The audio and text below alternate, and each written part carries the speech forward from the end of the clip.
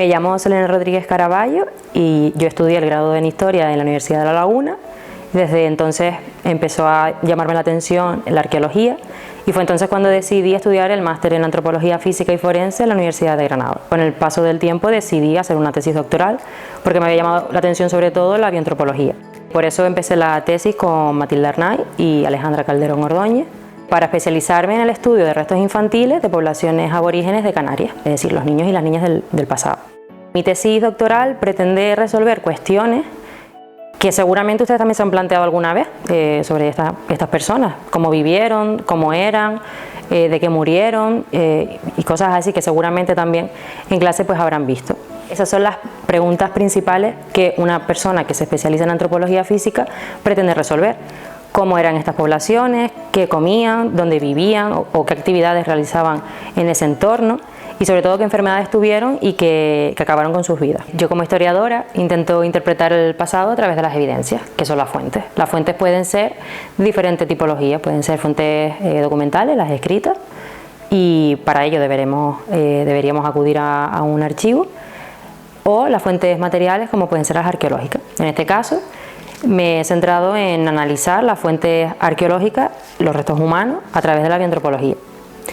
La arqueología como disciplina permite realizar diferentes actividades, tanto en campo como en laboratorio, para intentar averiguar esas preguntas que hacemos a las poblaciones del pasado. El material infantil, los restos de individuos subadultos que analizamos en el laboratorio, tiene unas características muy especiales. El material óseo es delicado y el estado de conservación normalmente suele ser peor. Además, en las excavaciones, cuando los estamos excavando, pues nos lleva un poco a error porque lo podemos confundir con fauna y muchas veces pues se pierde.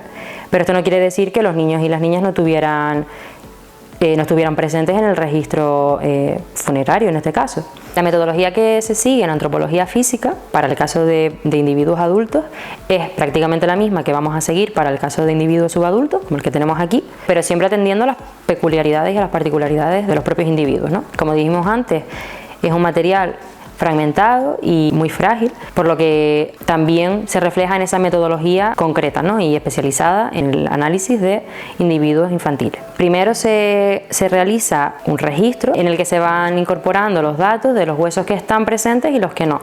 Así tenemos una referencia visual, muy visual, en la que poder ver los huesos que están y los que no, y además ver en qué proporción está el individuo conservado. Después se sigue la metodología normal de determinación sexual. ¿Qué pasa con los individuos subadultos? Que es un gran inconveniente, que no han llegado a la pubertad. La pubertad es en el momento en el que biológicamente cambiamos las personas y hombres y mujeres tendemos a diferenciarnos sexualmente. En el caso de los niños, al no haber llegado la mayoría a esa edad, a la pubertad, no reflejan esos cambios morfológicos que nosotros observamos para esa determinación sexual. Por ejemplo, podemos ver cambios en pelvis y cráneo, pero en el caso de los niños no podemos tener esta referencia, por lo menos la visual. ¿Qué nos queda por hacer? Pues hacer análisis genéticos para ver si se trata de un individuo femenino o masculino.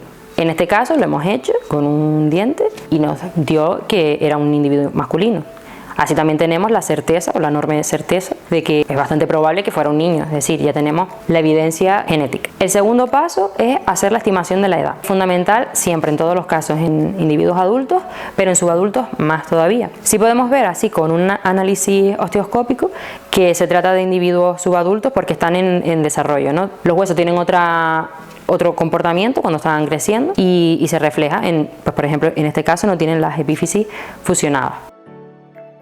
Pero además es fundamental hacer una estimación pues, que nos dé un mayor índice de certeza. Podemos medir huesos largos o cortos, pero para este caso, como tenemos los dientes son un factor siempre positivo para tener esta estimación de la edad, porque siguiendo el método de Al-Qahtani es un atlas muy visual que nos permite ver con los dientes que tiene, con los dientes que están presentes, pues simplemente una estimación de la edad. En este caso el individuo tenía unos 11 años y medio aproximadamente. No es exacto, no puede ser nunca exacto, pero sí nos da mucha información sobre quién era este individuo. Algunas herramientas que utilizamos, instrumentos que utilizamos en el laboratorio, por supuesto siempre trabajamos con guantes para no contaminar la muestra y para no estropear el material, y pues para medir cada uno de los huesos tomamos el calibre digital. El calibre digital nos permite medir, por ejemplo, en este caso una clavícula, lo vamos midiendo y nos quedaría más o menos siempre registrado luego los milímetros que tiene. La investigación en artes y humanidades resuelve o intenta resolver preguntas sobre las vidas y la muerte de las personas del pasado, en este caso, de los niños de las poblaciones aborígenes. Como ven, pues siempre la investigación o la ciencia no se hace con una bata o con una probeta, también se hace pues así, ¿no? Directamente con el protagonista o la protagonista, haciéndole preguntas y observando las evidencias que vemos en sus restos óseos.